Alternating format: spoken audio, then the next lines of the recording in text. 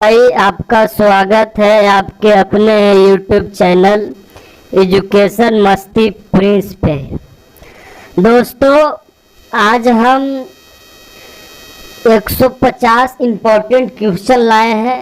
यह क्वेश्चन हर एग्ज़ाम में तो बार बार पूछता ही है, लेकिन यह क्वेश्चन जो है सब मिली जुली है, एक तरह से मिसलेनियस कह सकते हैं इसको क्वेश्चन। तो फर्स्ट क्वेश्चन स्टार्ट करते हैं दोस्त। भारतीय संविधान दिवस कब मनाया जाता है? भारतीय संविधान दिवस कब मनाया जाता है दोस्त? तो भारतीय संविधान दिवस 26 नवंबर को मनाया जाता है। 26 नवंबर को 26 नवंबर को मनाया जाता है। तो 26 नवंबर ठीक है, लेकिन एक क्वेश्चन और पूछ सकता है कि भारतीय संविधान को बनने में कितना समय लगा, ये भी पूछ सकता है। तो बस कुछ ही देरी में वो भी आएगा। संविधान से रिलेटेड 2-3 क्वेश्चन पूछता है दोस्त हर एग्जाम में। तो देख लेते हैं, आगे बढ़ते हैं दोस्त।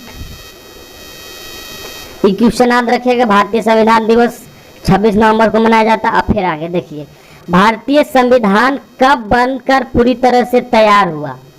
तो 26 नवंबर 1949। यही याद कर ले रहेंगे तो ये भी याद हो जाएगा, ये भी याद हो जाएगा, ये दोनों चीज याद हो जाएगा, सेम है।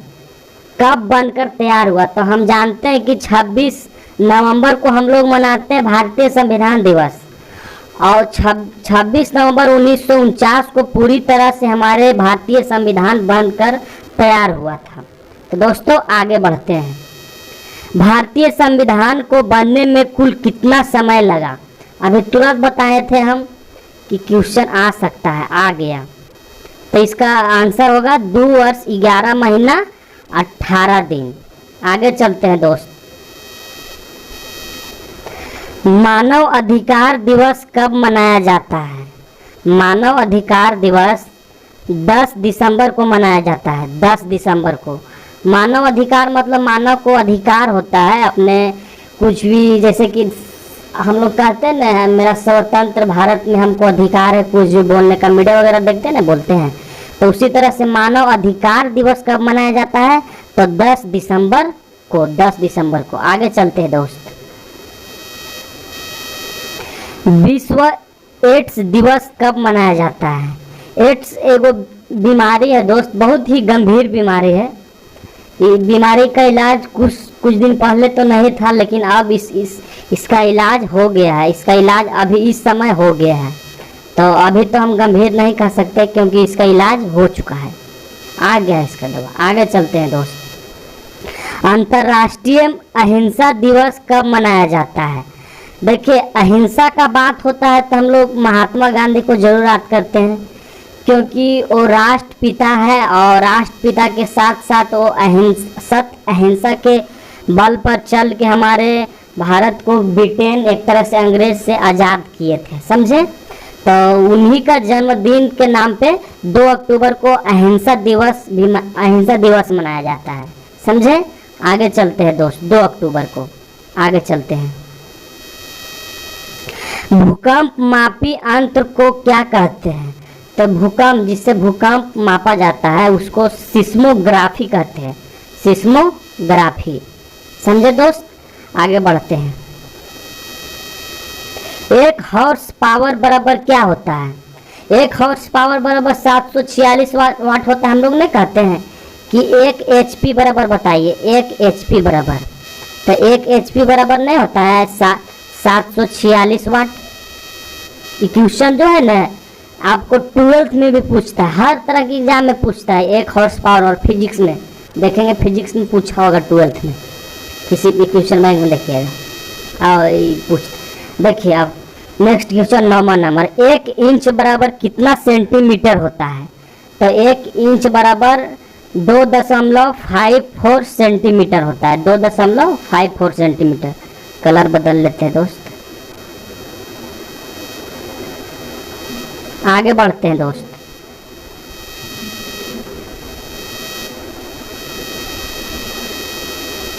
पॉइंट है, निकट दृष्टि दोष के निवारण के लिए अवतल लेंस का प्रयोग होता है।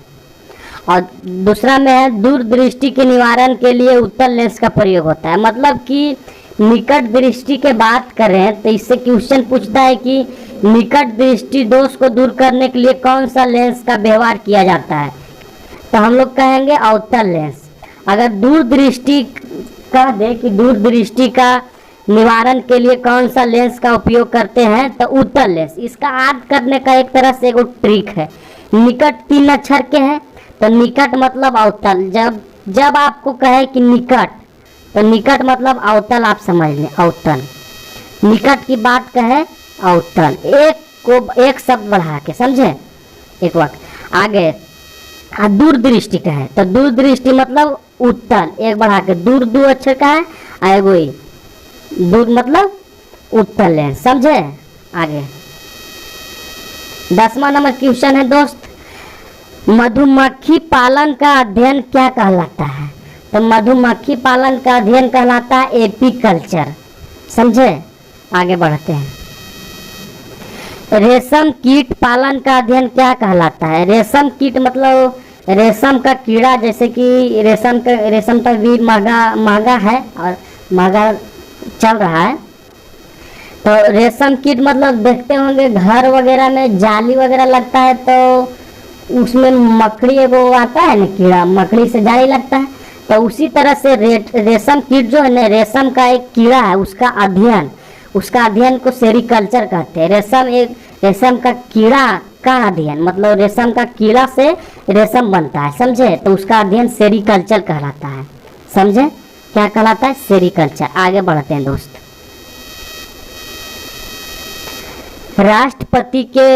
राष्ट्रपति पद के उम्मीदवार के लिए न्यूनतम आयु कितनी होनी चाहिए, तो न्यूनतम आयु उसके लिए 35 वर्ष होनी चाहिए दोस्त, 35 वर्ष। उससे पहले आप अपने ग्रामीण का चुनाव लड़ ले, मुखिया सरपंच वार्ड वगैरह, तब एक्सपीरियंस हो जाएगा, क्योंकि पॉलिटिक्स है। आगे बढ़ते हैं दोस्त। 13 नंबर क्वेश्चन है गुलाम वंश की स्थापना कब हुई, तो गुलाम वंश की स्थापना हुई 1206 ईस्वी में। देखिए गुलाम वंश के बात आती है तो 1206 ईस्वी में, ठीक है, लेकिन गुलाम वंश के संस्थापक कौन थे गुलाम वंश के, तो गुलाम वंश के संस्थापक थे कुतुबुद्दीन ऐबक, हिस्ट्री। और कुतुबुद्दीन ऐबक जो थे मोहम्मद गौरी के गुलाम थे। उस समय मोहम्मद गौरी का राज चलता था, तो उनके गुलाम थे के कुतुबुद्दीन ऐबक, समझे। ये सब बात थोड़ा बहुत ध्यान रखिए, लेकिन खास तौर पर अभी ध्यान दीजिए कि गुलाम वंश की स्थापना कब हुई, 1206 ईस्वी में। आगे बढ़ते हैं।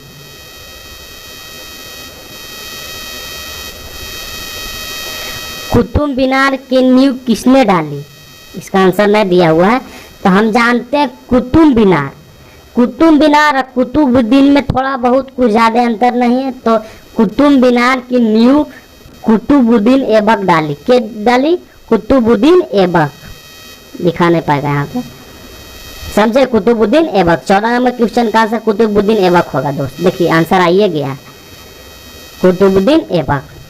आगे बढ़ते हैं। भारत का प्रथम चुनाव आयुक्त कौन थे, चुनाव प्रथम बार आयुक्त करने वाला व्यक्ति कौन थे, तो सुकुमार सेन। आगे बढ़ते हैं। भारत का प्रथम शिक्षा मंत्री कौन थे, तो अब्दुल कलाम आजाद। प्रथम शिक्षा मंत्री थे अब्दुल कलाम आजाद। देखिए अब एपीजे अब्दुल कलाम आजाद, इनमें अंतर है, बहुत से लोग समझ जाएंगे डॉक्टर एपीजे अब्दुल कलाम, ये अब्दुल कलाम नहीं, अबुल कलाम आजाद।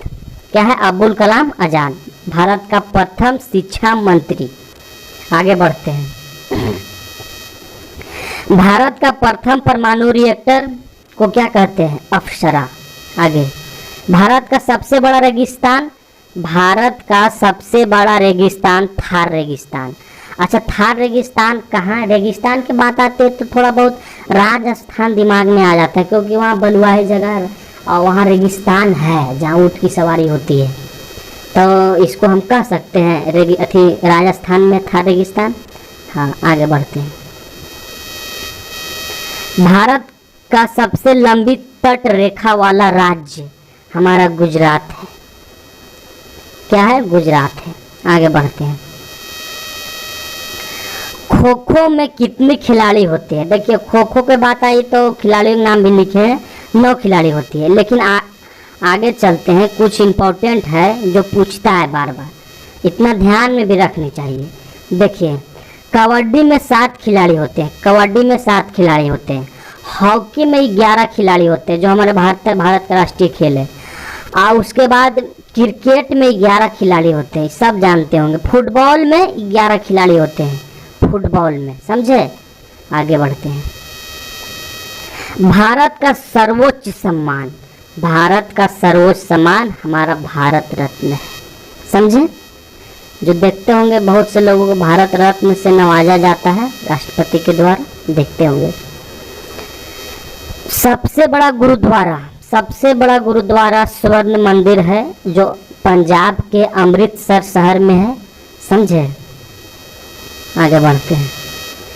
विश्व जल संरक्षण दिवस कब मनाया जाता है? तो विश्व जल संरक्षण दिवस 22 मार्च को मनाया जाता है, 22 मार्च को जल संरक्षण दिवस।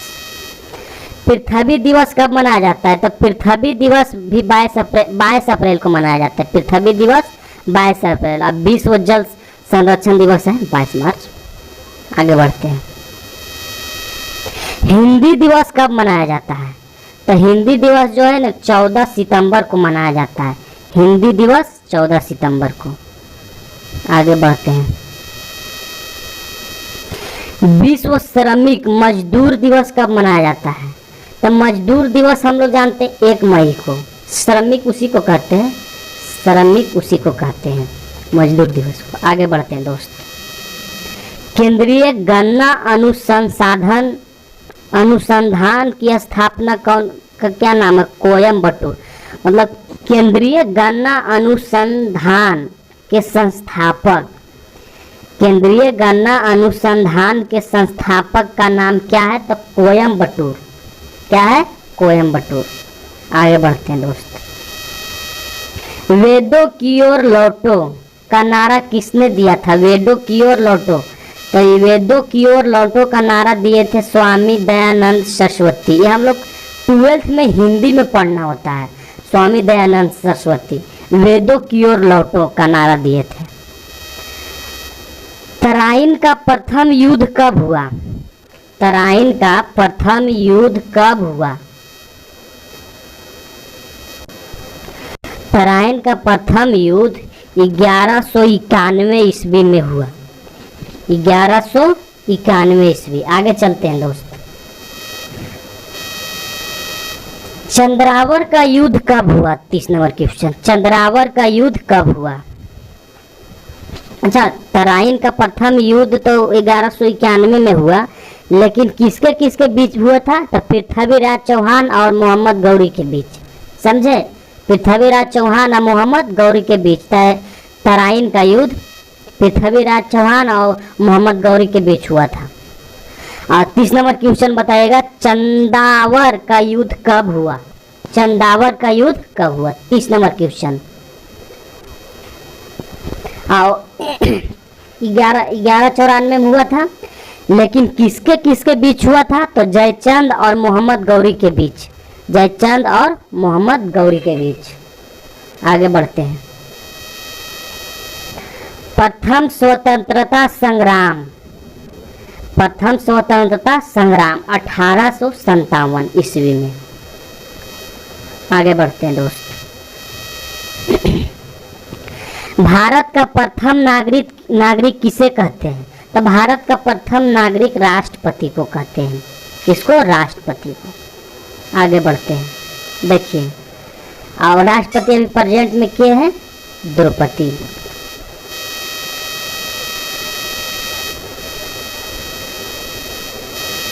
देखिए,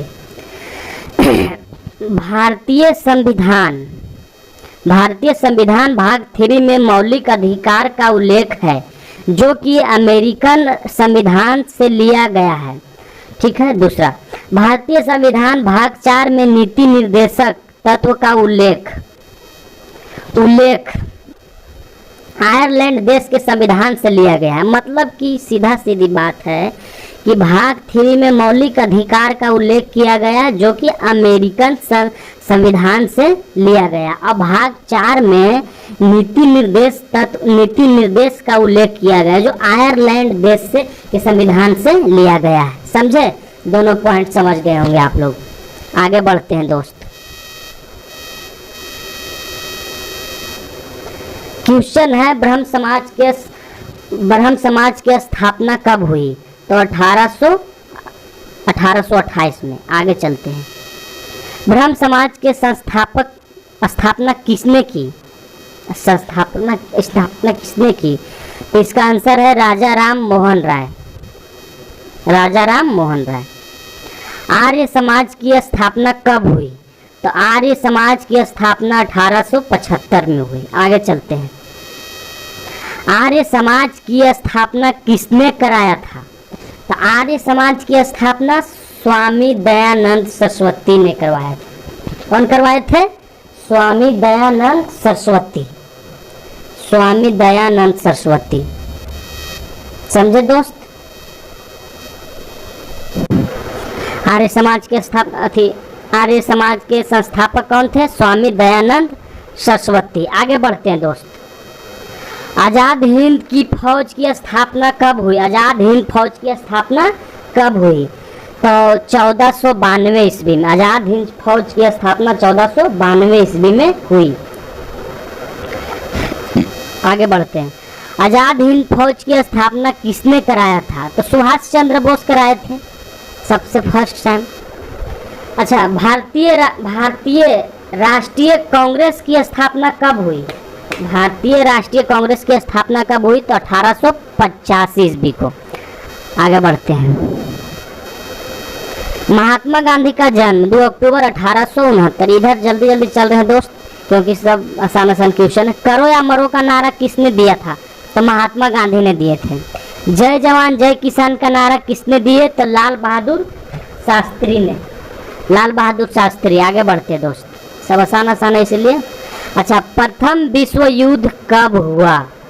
1914 ईस्वी में। प्रथम विश्व युद्ध कब हुआ? 1914 ईस्वी में। अच्छा ठीक है, 1914 ईस्वी में हुआ। तो 1914 से 18 तक हुआ। 1914 से 18 तक पूरा जंग चला 4 साल। द्वितीय विश्व युद्ध कब हुआ? तो 1939 से 1945 तक चला। 1939 में तो स्टार्ट हुआ, 1945 तक चला। आगे बढ़ते हैं। हाँ, भारत स्वतंत्रता दिवस के रूप में किस दिन को मनाते हैं? तो भारत जो है स्वतंत्रता दिवस के रूप में 15 अगस्त को मनाते हैं। स्वतंत्रता दिवस के रूप में 15 अगस्त को मनाते हैं। गणतंत्र दिवस के रूप में 26 जनवरी को मनाते हैं। इसमें थोड़ा सा डाउट होता है, हम लोग बचपन में देखते होंगे कि स्वतंत्रता और गणतंत्र दिवस में कुछ अंतर पड़ता था। उस समय बचपन में हम लोग को समझ में नहीं आता था कि हम आज क्या मना का है। 15 अगस्त के झंडा फहरा का है, पूजिए क्या मना का है, तो हम लोग बोल देते थे गणतंत्र दिवस मना के आए, नहीं बोल देते थे। हाँ, आगे बढ़ते हैं दोस्त। भारत का राष्ट्रीय गान क्या है? तो जन गण मन। आसान क्वेश्चन है। जन गण मन किसने लिया? रविन्द्रनाथ टैगोर। सब आसान क्वेश्चन हम लोग बचपन में भी पढ़े हैं। आगे बढ़ते हैं। जन गण मन किसने लिखा है? रविन्द्रनाथ टैगोर ने। भारतीय राष्ट्रीय गीत क्या है? तो वंदे मातरम। आगे बढ़ते हैं। इनकलाब का नारा किसने दिया था? तो इनकलाब का नारा दिए थे भगत सिंह। देखिए, भगत सिंह राजगुरु सुखदेव को जिस दिन फांसी पड़ी थी तीनों को, तो इनकलाब का नारा इतना गूंजा था कि पूरे लाहौर में उनकी आवाज़ घुमक गई थी। पूरे जेल में, लाहौर में नहीं जेल में, इनकलाब जिंदाबाद का नारा लगाए थे तीनों। फांसी का फंदा लग गया फिर भी इनकलाब जिंदाबाद का नारा लगाते हुए शहीद हुए हमारे भगत सिंह, राजगुरु और सुखदेव। लेकिन फर्स्ट टाइम इनकलाब का नारा किसने दिया था? तो भगत सिंह ने दिए थे। भगत सिंह। आगे बढ़ते हैं दोस्त। भारत छोड़ो का नारा किसने दिया था? तो भारत छोड़ो का नारा दिए थे महात्मा गांधी।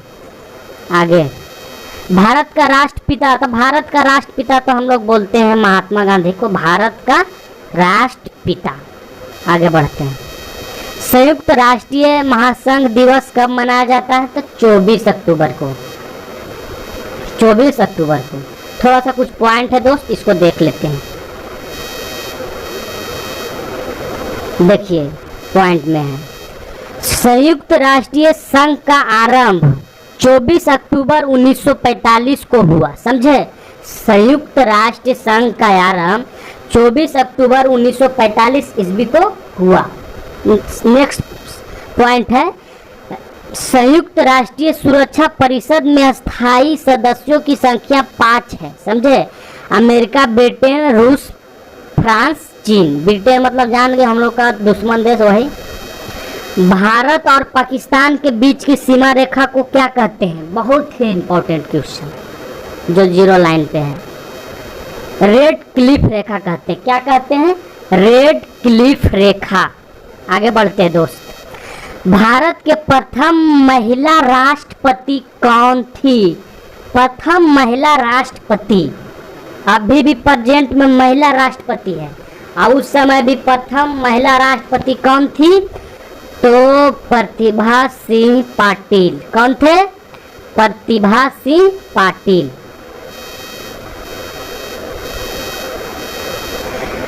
भारत का राष्ट्रीय चिन्ह, भारत का राष्ट्रीय चिन्ह क्या है? अशोक चक्र, भारत का राष्ट्रीय चिन्ह। आगे चलते हैं दोस्त। इटली का राष्ट्रीय चिन्ह क्या है? इटली का, तो इटली का राष्ट्रीय चिन्ह है सफेद लिल्ली। चीन पूछता है एक दो क्वेश्चन, कोई भी एग्जाम में पूछता है। बांग्लादेश का राष्ट्रीय चिन्ह वाटर लिली, बांग्लादेश का वाटर लिली, और इटली का सफेद लिली। दोनों लिलिये है, इटली का और बांग्लादेश का। आगे चलते हैं दोस्त। हाँ, अंतरिक्ष में पहुंचने वाला प्रथम भारतीय कौन थे? तो अंतरिक्ष पर पहुंचने वाला प्रथम भारतीय राकेश शर्मा थे। कौन थे? राकेश शर्मा। आगे चलते, कौन थे? राकेश शर्मा। आगे, भारत में सबसे बड़ा पशु का मेला वही हम लोग का सोनपुर मेला। आगे बढ़ते हैं, जिसमें सब कुछ मिलता है। सोनपुर मेला में सब कुछ मिलता है, ध्यान रखिएगा, बहुत बड़ा मेला लगता है सोनपुर में। अच्छा, भारत के सबसे बड़ी झील तो बुलर झील, भारत के सबसे बड़ी झील बुलर झील। भारत की सबसे ऊंचा बांध, तो भारत की सबसे ऊंचा बांध भाखड़ा बांध। कौन सा बांध? भाखड़ा बांध। अच्छा, एवरेस्ट के शिखर पर पहुंचने वाला प्रथम व्यक्ति, देखिए न्यूजीलैंड के तो है, इनका नाम ही इतना लंबा है न कि याद करे वाले मुश्किल पड़ जाता होगा। देखिए क्या नाम है, शेरपा पिजिंग और सर एमंड हिलेरी। तो ये जो है न क्वेश्चन, इसका आप लोग ऑप्शन देखिएगा न, शेरपा पिजिंग खाली थोड़ा सा, तब बस धर लीजिएगा, इसी को आंसर मार दीजिएगा ऑप्शन पर। ऐसा ऐसा कुछ नाम है न न्यूजीलैंड वगैरह का कि आपको समझ ही नहीं आएगा, टेढ़े मेढ़े है नाम। आगे बढ़ते हैं दोस्त। विश्व का प्रथम विश्वविद्यालय है, विश्व का प्रथम विश्वविद्यालय है, उसको क्या नाम है दोस्त? तो तक्षशिला, तक्षशिला, जो कि कहाँ है? कश्मीर में। कहाँ है? कश्मीर में। अच्छा ठीक है, अगला क्वेश्चन। चंद्रमा पर उतरने वाला प्रथम व्यक्ति, तो चंद्रमा पर उतरने वाला प्रथम व्यक्ति हमारे थे नील आर्मस्ट्रांग, जो कि कहाँ के थे? अमेरिका के। चंद्रमा पर उतरने वाले सबसे प्रथम व्यक्ति तो समझ जाए अमेरिका के। कहाँ के थे? अमेरिका के। भारत के भी जा रहे हैं इस वर्ष, तो लगता है चंद्रयान 3 लॉन्च हुआ है, आदमी तो हाँ। आगे बढ़ते हैं दोस्त। सबसे लंबा बांध है, सबसे लंबा बांध, तो सबसे लंबा बांध है हीराकुंड बांध, जो कि कहाँ है? उड़ीसा में, हीराकुंड बांध। आगे, पानीपत का प्रथम युद्ध कब हुआ? तो पानीपत का प्रथम युद्ध हुआ 1526 में इब्राहिम लोदी और बाबर के बीच हुआ। देखिए, बाबर की जीत 1526 में चालू हुई, जिसमें इब्राहिम लोदी और बाबर के बीच हुई, तो बाबर तो जीत गई। पानीपत का प्रथम युद्ध में बाबर जीत गया, समझे, बाबर जीत गया। अब देखिए आगे बढ़ते हैं।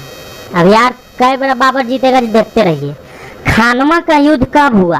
तो खानवा का युद्ध हुआ 1527 में, ठीक है, राणा सांग और बाबर के बीच। इसमें भी बाबर जीत गया, इसमें भी बाबर जीत गया। आगे फिर देखिए कई बार जीतता है। चंदेरी का युद्ध कब हुआ? चंदेरी का युद्ध 1528 ईस्वी में मेदिनी राय और बाबर के बीच हुआ। यहाँ पर भी बाबर जीत गया। आगे देखिए, घाघरा का युद्ध कब हुआ? तो घाघरा का युद्ध 1529 ईस्वी में हुआ। क्या चीज का? घाघरा का युद्ध। किसके किसके बीच? तो अफगानों और बाबर के बीच। इसका लिखा नहीं, अफगानों और बाबर के बीच घाघरा का युद्ध, उसमें भी बाबर जीत गया। बाबर जीत गया, समझ जाइए। बाबर, ऐसे सबको अपना अपना नाम बाबर रखना चाहता है। मुस्लिम वगैरह देखते होंगे बाबर ज़्यादा रखता है नाम, अच्छा लग रहा है। आगे बढ़ते हैं दोस्त। तो इसी तरह से पानीपत का युद्ध से 1526 से लेकर के 1529 तक हमारे बाबर जी राज किए, समझे, सबको हराकर। पानीपत के युद्ध में तो इब्राहिम लोदी को हराए, उसके बाद खानवा का युद्ध में राणा सांग को हराए, और चंदेरी का युद्ध में मेदिनी राय को हराए, और उसके बाद घाघरा का युद्ध में अफगानों को हराए, समझे। अब आगे बढ़ते हैं। नंद वंश के संस्थापक कौन थे? तो महापदम नंद। कौन थे? गजब गजब, महापदम नंद, महापदम नंद। आगे बढ़ते हैं दोस्त। मौर्य वंश के संस्थापक कौन थे? तो वही चंद्रगुप्त मौर्य थे। इनका सीरियल भी चलता है टीवी वगैरह पे, चंद्रगुप्त जी का, समझे। आगे बढ़ते हैं। अच्छा, सुन वंश के संस्थापक कौन थे? तो पुष्पमित्र सुंग। कौन थे? पुष्पमित्र सुंग। ये सब जितना पढ़ा रहे हैं ना, ये सब का राजधानी कहाँ है? पटना, जिसको हम लोग पाटलिपुत्र के नाम से, आप तो पटना बोलते हैं, जो बिहार का भी राजधानी है। ये सब है पटना, समझे, सबका राजधानी। कण्व वंश के संस्थापक, कण्व वंश के संस्थापक कौन थे? तो वासुदेव। कौन थे?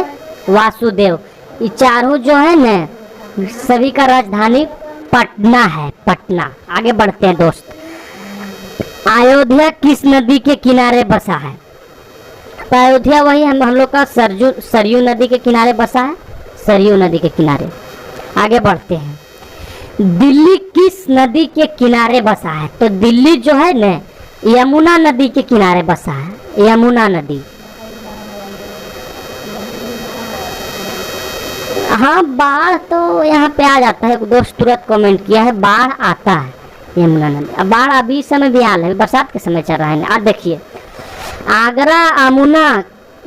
आगरा यमुना नदी के किनारे बसा हुआ है। क्वेश्चन पॉइंट में दिया है कि आगरा जो है यमुना नदी के किनारे बसा हुआ है, जहाँ बाढ़ हाल है। सही बात, देखिए आइए क्या क्वेश्चन। आगरा जो है यमुना नदी के किनारे बसा हुआ है, समझे।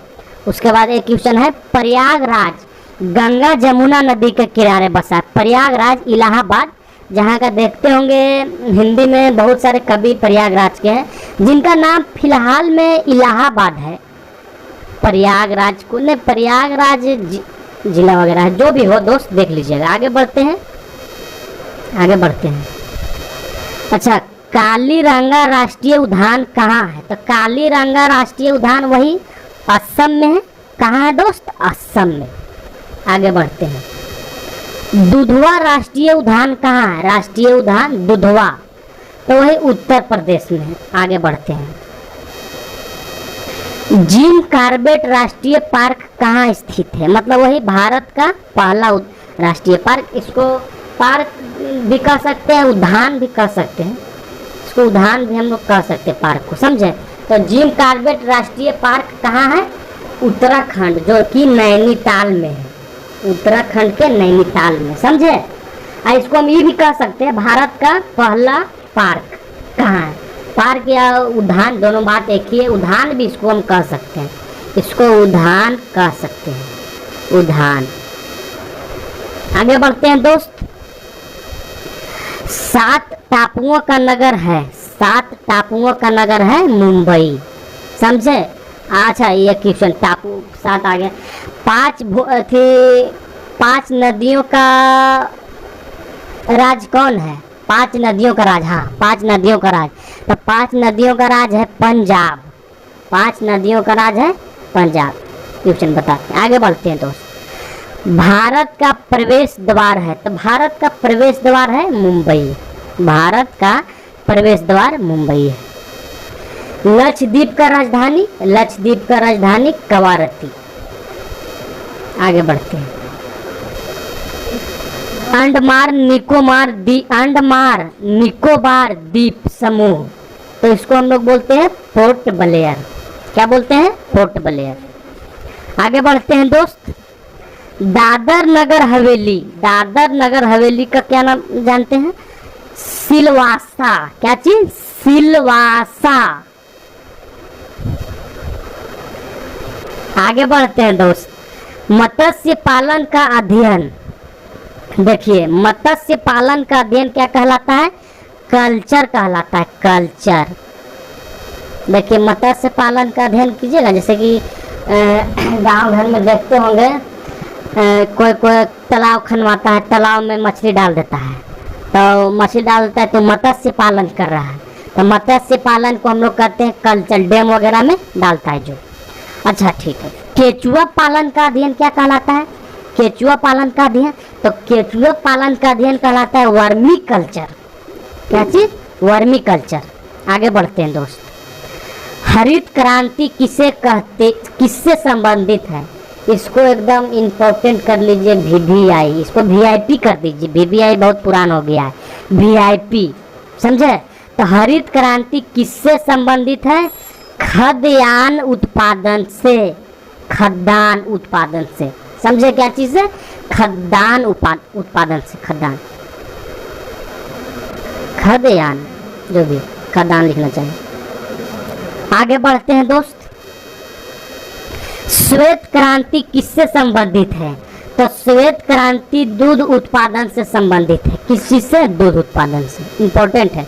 अच्छा चिल्का झील किस राज्य में है? तो चिल्का झील जो है उड़ीसा में है। चिल्का, इसको बड़े सन छिलका पढ़ते हैं, नहीं चिल्का झील होगा, चिल्का झील। तो इसको कहाँ है? उड़ीसा में, उड़ीसा में, उड़ीसा में दोस्त। आगे बढ़ते हैं।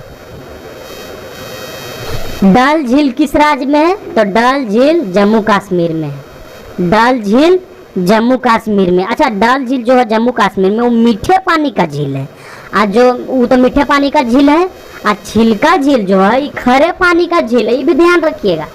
ये छिलका झील खरे पानी का झील है, और वो जो है क्या चीज है? डल झील। तो डल झील जो जम्मू कश्मीर में है वो मीठे पानी का झील है, समझे? और खरे पानी का है। आगे बढ़ते हैं दोस्त।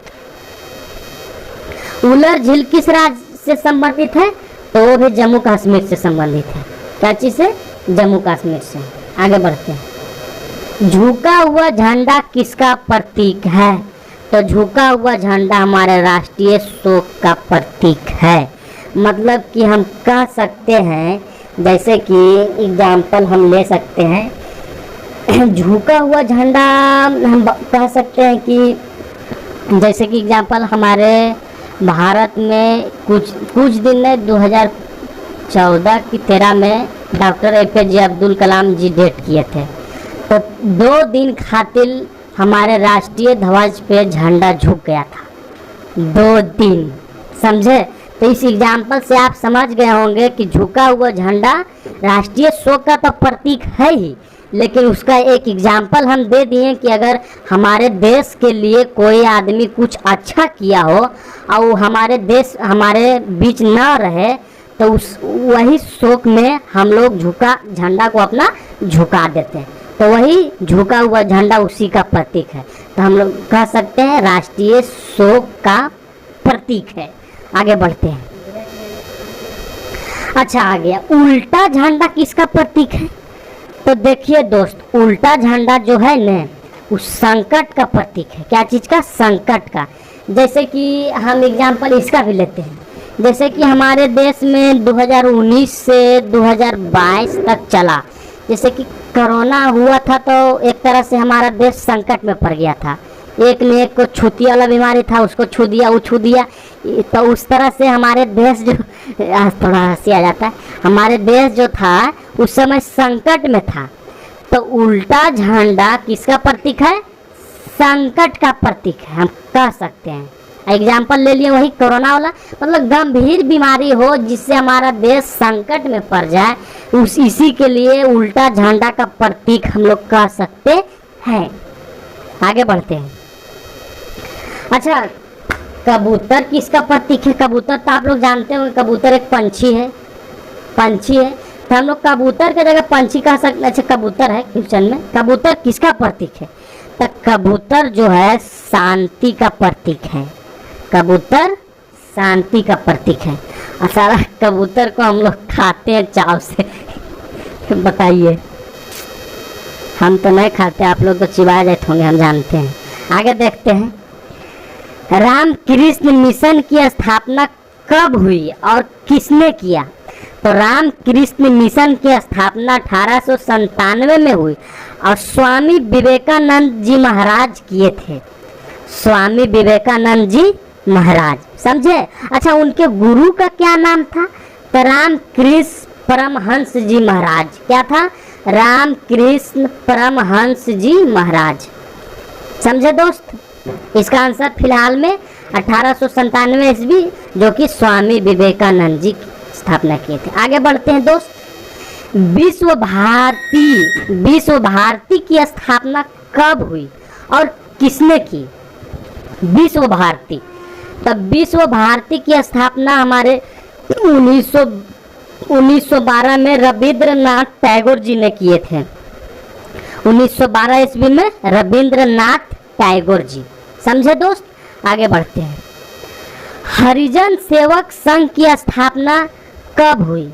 हरिजन सेवक संघ की स्थापना कब हुई? तो 1932 में हुई। देखिए, हरिजन सेवक संघ की स्थापना हमारे महात्मा गांधी किए थे और 1932 में किए थे। उस समय दांडी यात्रा चल रहा था, दांडी यात्रा 30 में हुआ था, उसके बाद 32 में कौन किए थे? महात्मा गांधी। लिखा नहीं है, लिख देते हैं दोस्त, महात्मा गांधी। MG लिखेंगे तो आप लोग समझ लीजिएगा,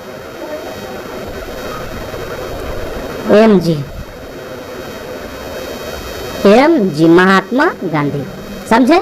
आगे बढ़ते हैं। अच्छा, परमाणु की खोज किसने की? परमाणु की खोज जॉन डाल्टन ने की। कौन की? जॉन डाल्टन ने। जॉन डाल्टन अब हम जानवर करते हैं लड़की है कि लड़का है, नामों ऐसा ऐसा रखता है, न्यूजीलैंड वगैरह के अंग्रेज वगैरह वह नाम रखता है, पता न चलेगा लड़का है कि लड़की। हम लोग गलत रखेंगे, गीता तो लड़की और रमेश तो लड़का, समझे। उधर पता न चलता है जॉन डाल्टन कि समझ ही नहीं सकता है कि वो लड़का है कि लड़की है।